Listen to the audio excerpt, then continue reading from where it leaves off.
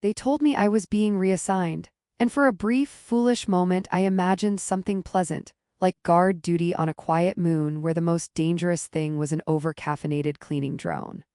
Instead, I was escorted into a room with no windows, a floating seal of the interstellar accord rotating slowly in the air like it was proud of itself, and three officials who all smiled the way people do when they're about to ruin your life but want you to thank them for it. "Soldier," one of them said, his voice filtered through a translator that gave every syllable a ceremonial echo. "Your service record demonstrates adaptability, psychological resilience, and an acceptable tolerance for existential discomfort." That last part should have warned me. They explained the situation in neat, bloodless sentences. The war was over, or at least paused in that way wars like to do when they're thinking about coming back. An alliance was needed. The alliance required a union. The union required a human participant of suitable rank and expendability. "Congratulations, that was me," I laughed because that's what I do when I'm cornered. "So I'm getting married to a treaty." One of them winced as if I'd insulted a sacred relic. "To a person," he corrected, "a highly respected member of the Lyrian Assembly." "How old is she?" I asked, already regretting the question. There was a pause while they decided how honest to be. "25 years your senior," another official said, quickly adding, "By Lyrian standards, this is considered a balanced pairing." "By human standards," I said, "this is considered a very strange joke." No one laughed. The floating seal spun a little faster, which I chose to interpret as smugness. They sent me out with a data slate full of legal language, cultural guidelines, and a countdown to the ceremony. I tried to file a protest. The system auto-rejected it with a cheerful chime and a message thanking me for my continued cooperation. The first time I saw her was not dramatic in the way Hollywood's promise. No thunder, no swelling music, just a docking bay with too much light and a delegation that looked like they'd rehearsed standing still. She stepped forward, and for a heartbeat my brain insisted she was human. Same proportions, same posture, same expression that suggested she'd already thought through this situation and found it inefficient. Then she turned her head slightly and I saw her ears, long and elegant, sweeping back in a way that made them impossible to ignore once you noticed them. They moved subtly, reacting to sound, to mood, to things I couldn't yet read. "You're late," she said. "My entire life," I replied before I could stop myself. One of her ears twitched. I would later learn this meant amusement. At the time I thought she was trying to swat an invisible insect. They introduced us with our full titles, most of which I forgot immediately. She spoke with calm precision, each word chosen like a tool. I spoke like someone trying not to trip over his own boots. The translator implants hiccuped once and turned my attempt at polite greeting into something that sounded suspiciously like a marriage proposal involving livestock. She raised an eyebrow. I apologized. The officials pretended nothing happened. The ceremony was scheduled for the next orbital cycle, because apparently interstellar diplomacy does not believe in giving people time to emotionally process anything. Until then, we were assigned shared quarters on a neutral station, a place designed to offend no one and comfort even fewer. The walls shifted colors based on some algorithm meant to promote harmony. Mine kept choosing a shade that reminded me of hospital corridors. We stood awkwardly in the main living area, two strangers bound by a document that weighed more than gravity. She set her belongings down with practiced ease. I dumped mine like a man who'd never unpacked anything voluntarily. "You may call me Salith," she said. "Formality will be exhausting over time." "Good," I said, "I'm already tired." Another ear twitch, definitely amusement this time. We learned about each other in fragments.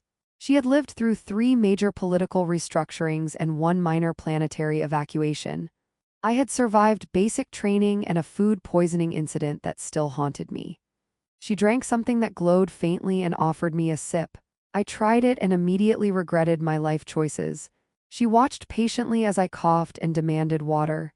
"This is not toxic to humans," she said. "I believe you," I wheezed. "I just don't think my tongue does." At night, the station rotated, artificial gravity shifting in a way that made sleep feel like a negotiation. I lay awake listening to the hum of systems older than me and wondered how I'd gone from soldier to symbol. In the other room, Salith was awake too. I knew because I could hear her speaking softly, recording a message, or perhaps arguing with herself. I didn't ask. Some things felt private, even in forced proximity. The next day brought orientation sessions because nothing says romance like mandatory briefings. We were taught how to stand together for cameras, how to answer questions without saying anything meaningful, how to touch without implying ownership or rejection. At one point, an instructor demonstrated the proper interspecies greeting. I tried to replicate it and nearly poked Salith in the eye. "Impressive," she said dryly. "You have weaponized politeness." Between sessions, we found moments to talk. Real talk, not scripted lines. She asked me why I'd joined the military. I told her the truth, which was that it seemed simpler than figuring out what else to do with my life. She considered this, then nodded. "I joined the assembly for similar reasons," she said. "It was expected and I lacked a better alternative." "That's depressing," I said. "Yes," she agreed, "but efficient." As the station drifted through its programmed orbit, something shifted between us. Not attraction, not yet, but recognition.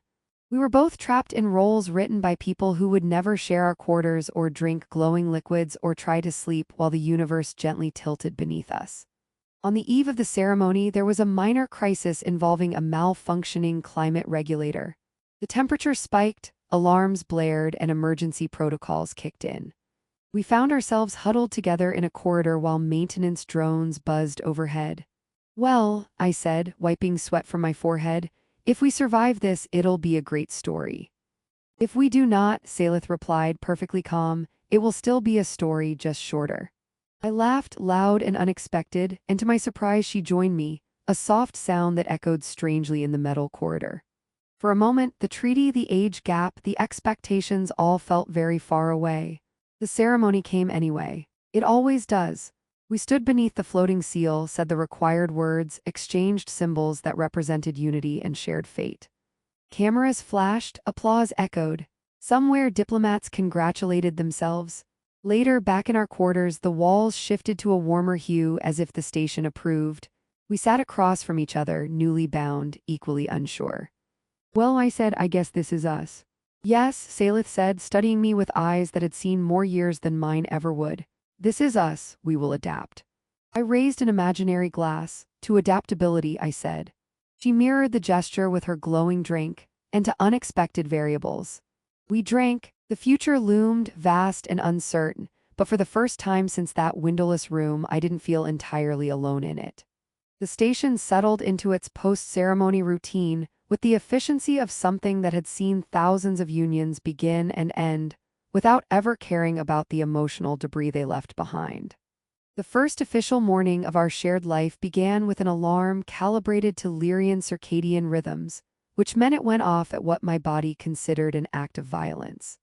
I sat up, disoriented, and immediately collided with a gravity fluctuation that pitched me sideways. I grabbed the edge of the sleeping platform and muttered several things that the translator politely refused to convert. Across the room, Salith was already awake, seated calmly, her posture infuriatingly composed. "You slept poorly," she said. "I slept heroically," I corrected, against impossible odds. One of her ears angled toward me. "You attempted to challenge the station's gravity cycle in your sleep. That is not heroic, it is ambitious." I stumbled toward the hygiene unit, which scanned me, beeped in mild disapproval, and dispensed a nutrient mist that tasted like regret. Salith followed, observing with the quiet curiosity of someone watching a documentary about a species that insists on making its own life harder. "Today," she said, "we attend the integration briefings." "Of course we do," I said. I was worried we'd accidentally enjoy ourselves. The integration briefings turned out to be a series of meetings designed to ensure we didn't accidentally cause an interspecies incident by existing incorrectly. We were taught acceptable public behaviors, prohibited jokes, and the precise number of seconds considered appropriate for eye contact. When the instructor reached the section on intimacy regulations, I developed a sudden fascination with the ceiling. Salith, by contrast, asked detailed questions, very detailed questions. The instructor grew visibly nervous. Afterward, as we walked through a corridor where the artificial sky projected a slow-moving nebula, I glanced at her. "You really leaned into that." "It is better to be informed," she said. Ignorance causes inefficiency and paperwork. I respect your priorities, I said solemnly. Our quarters began to feel less like a temporary assignment and more like a shared space, mostly because my things kept migrating. The station's adaptive systems had decided that my boots belonged near the entrance, my data pads belonged nowhere in particular, and my spare uniform belonged inside a wall panel I couldn't open without assistance. Salith watched my escalating argument with the station interface with visible interest. It is learning your habits, she said. It's judging them, I replied. She showed me how to override the system with a series of gestures and commands that felt suspiciously like a dance. When the panel finally opened, she looked pleased. You learn quickly, she said. I had a good teacher, I said, then immediately wondered why my chest felt strange. The days filled with obligations, public appearances, cultural exchanges. Carefully curated moments where we stood close enough to suggest harmony without implying scandal. Cameras followed us. Commentators analyzed our body language like it was a new branch of science. Somewhere, a pundit declared our compatibility statistically promising. I considered sending them my medical bills. In private, we talked about small things at first: food preferences, music. The strange human habit of naming ships after emotions. Salith introduced me to Lyrian historical simulations, immersive experiences that let you walk through reconstructed memories. I introduced her to a human comedy archive. She did not understand why falling was funny. Pain is inefficient, she said. Yes, I agreed, watching a character trip over a chair, but timing is everything. She did not laugh until the third program, and when she did, it startled us both. The sound lingered, warm and unexpected. There were moments of friction. My tendency to act before thinking clashed with her habit of thinking until action felt unnecessary.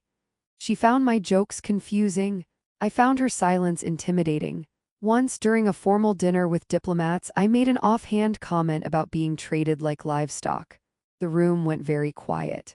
Later, in the privacy of our quarters, she faced me, ears angled sharply back. You undermine the purpose of the Union when you speak that way. I was joking, I said, defensive. I know, she said, that is the problem.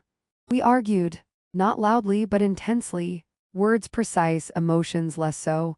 It ended with both of us staring at opposite walls, the station's mood sensors frantically shifting colors in an attempt to mediate. I did not choose this, she said finally. Neither did I thought but didn't say. Instead I said, we're both here now. She turned, studying me. Yes, we are. The tension eased, not because it vanished but because we acknowledged it. After that, things changed, slightly, enough to matter. One evening, the station suffered a communication blackout. No feeds, no messages, no constant hum of external attention, just us, the quiet, and a universe temporarily uninterested in our performance. We sat together, watching the stars drift past the viewport. I asked her about the extra years between us, about what it meant to live longer, to carry more memories. It means, she said slowly, that you learn how temporary everything is, including fear. I thought about my own short timeline, about battles and orders and how quickly everything could end. That sounds lonely. It can be, she admitted. One ear tilted toward me, but it can also make you value unexpected company. I smiled, small and genuine. I'm pretty unexpected. Yes, she said, you are. The blackout ended, messages flooded in, obligations returned. But something had shifted, subtle and irreversible. That night, as the station adjusted to our combined presence, I lay awake listening to the hum of systems and the quiet rhythm of another person sharing my orbit. I didn't know what the future held. I only knew that the Union was no longer just a duty written in a treaty. It was becoming something else. The notice arrived without ceremony, which felt appropriate given how much ceremony had already been wasted on our lives. It appeared on the central display while I was attempting to convince a food synthesizer that crispy was not an abstract concept. Salith was across the room, reviewing assembly transcripts, her ears angled in that way that meant she was concentrating hard enough to forget the universe existed. Attention, the station announced, far too cheerfully. All diplomatic unions currently residing in Sector 9 are requested to remain available for immediate consultation. I stared at the display. That sounds ominous. Salith did not look up. It sounds bureaucratic. Bureaucracy is rarely ominous, it is merely exhausting. We were escorted, again, into a room that looked exactly like every other important room in the galaxy. Circular, softly lit, designed to make individuals feel small and cooperative. Representatives from both our species were present, along with a few others who had no direct stake but enjoyed watching history like a spectator sport. The problem, as it was explained, was simple in the way complex disasters often are. A fracture had formed along the border region that our union symbolically stabilized. Not a military fracture, not yet, but a cultural one. Dissent, protests, accusations that the alliance was artificial, that the marriage was a performance, that unity built on obligation rather than affection was inherently unstable. They want proof, I said, once the officials finished talking in circles. They want us to look real. Yes, Salith said, they want authenticity, a concept famously difficult to manufacture on demand. I felt the familiar irritation rise, then something else beneath it, a strange protectiveness. We've done everything they asked. And now, she said calmly, they ask for more. The proposal was almost funny, almost.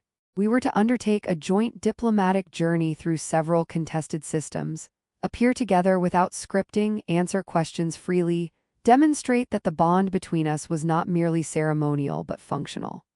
In short, we were to be ourselves under constant observation with the future of an alliance riding on every interaction. I should warn you, I said as we left the chamber, my authentic self is deeply inconvenient. She looked at me then, really looked, and one ear curved slightly forward. I am counting on it. The journey began aboard a transport ship far smaller than I liked, piloted by an artificial intelligence that introduced itself as cheerfully neutral. It narrated every maneuver. I asked it to stop. It apologized and continued anyway. The first system greeted us with suspicion and very bad coffee. We answered questions about our daily lives, our disagreements, our habits. I joked when things grew tense. Salith provided context when my humor landed somewhere between confusion and scandal. When asked about the age difference, she answered without hesitation. Time, she said, has not diminished my capacity to choose, nor has youth diminished his capacity to learn. I had never felt so seen by a sentence. Between appearances, we talked about us not as symbols, but as people who had been pushed together and decided, somewhere along the way, not to pull apart. I realized how much I had changed when I noticed myself thinking before speaking, not because I was afraid of consequences, but because I cared about how my words would land with her. In the third system, things went wrong. A protest turned violent. Security systems failed. We were rushed into a shelter beneath a city that pulsed with unfamiliar energy. The ground shook. Alarms echoed. I felt the old instincts kick in, sharp and familiar.